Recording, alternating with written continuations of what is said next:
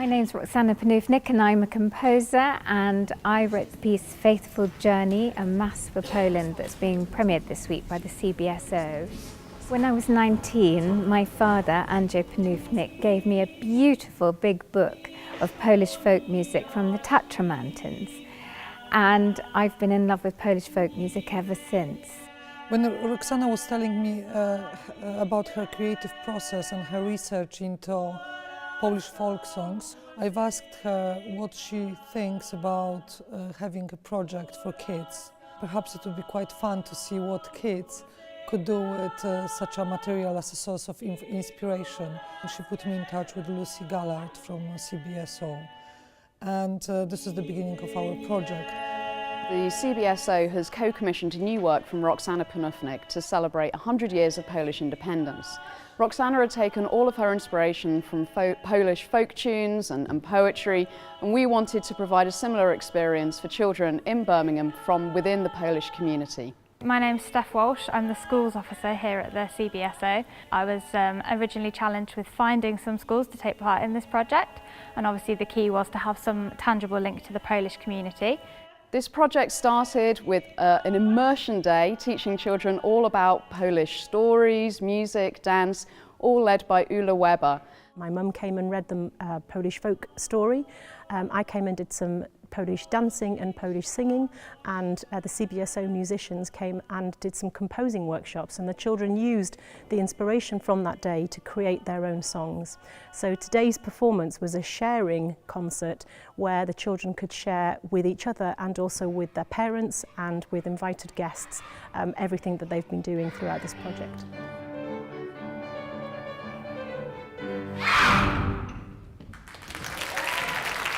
I must say that the results today were pretty spectacular. The music that they have composed and performed was of a very high quality, and at some point I just thought that the kids are singing actually original folk songs. This is the first project that the Polish Culture Institute got involved with work with kids, and as we are celebrating 100 years of Poland regaining independence, we thought that perhaps it would be suitable to kind of widen our activities.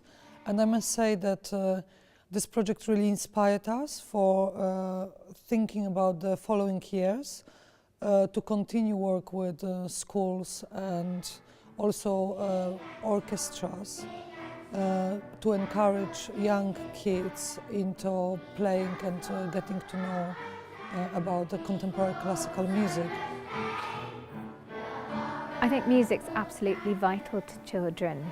It helps those who are struggling, even academically a little bit. It helps with focus, concentration. It also helps with self-confidence.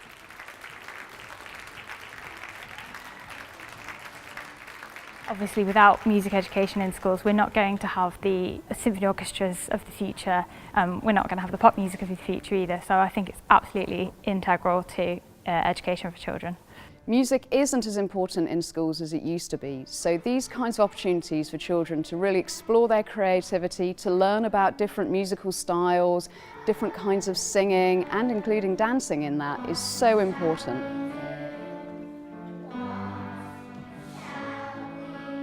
I particularly love working for the CBSO when they do these education projects, because they bring together different schools from different areas who have never met each other before. Today we had lots of Polish children from one school, we had no Polish children in the other school, but the teacher was Polish. And so it's really nice to be able to inspire each other, whether it's the teacher to the children or the children to their teacher.